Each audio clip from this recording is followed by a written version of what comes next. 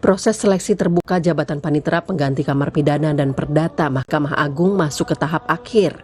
Tahapan akhir ini berupa wawancara yang diikuti 44 peserta. 25 peserta merupakan peserta seleksi panitera pengganti Kamar Pidana dan 19 peserta lainnya merupakan peserta seleksi panitera pengganti Kamar Perdata.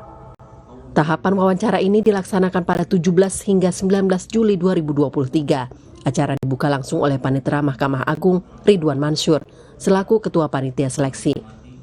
Ridwan menjelaskan tahapan wawancara pada seleksi panitera pengganti Kamar Pidana dan Perdata pada 2023 berbeda dari tahun-tahun sebelumnya.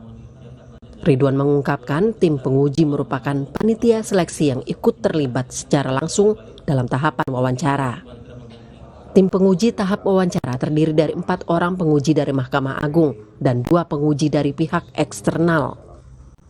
Penguji dari internal Mahkamah Agung antara lain Panitera Mahkamah Agung Ridwan Mansur, Direktur Jenderal Badan Peradilan Umum Bambang Mianto, Kepala Badan Pengawasan MA Sugianto, dan Panitera Muda Perdata MA Enid Hasanuddin.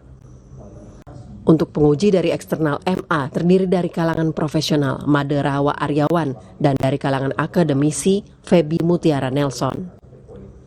Seleksi calon panitera pengganti dengan model seperti ini kita laksanakan merupakan yang pertama dalam sejarah Mahkamah Agung, di mana model ini melibatkan unsur panitia seleksi yang merupakan implementasi dari amanat surat keputusan Ketua Mahkamah Agung nomor 349 tahun 2022, di mana para calon ini adalah para hakim-hakim pada tingkat pertama yang diseleksi melalui beberapa tahapan proses rekrutmen ini. Rangkaian agenda dalam kegiatan ini adalah pembukaan, rapat tim penguji, wawancara, dan diakhiri dengan rapat pleno kelulusan. Rapat koordinasi tim penguji juga dilaksanakan pada Senin 17 Juli 2023. Wawancara peserta pada Selasa 18 Juli, sedangkan rapat pleno kelulusan digelar pada Rabu 19 Juli 2023. Hasil akhir seleksi calon panitera pengganti Kamar Pidana dan Perdata diumumkan pada 24 Juli 2023. Bagi peserta yang dinyatakan lulus akan mendapat surat keputusan, kemudian dilantik menjadi panitera pengganti oleh Ketua Mahkamah Agung. Materi dalam tahap wawancara ini diantaranya seputar manajemen perkara, visi misi organisasi, teknis yudisial, kode etik, wawasan hukum, serta perkembangan isu hukum kontemporer. Sebelumnya, para peserta telah mengikuti tahapan seleksi administrasi, uji kompetensi tertulis, profile assessment, rekam jejak, dan eksaminasi putusan.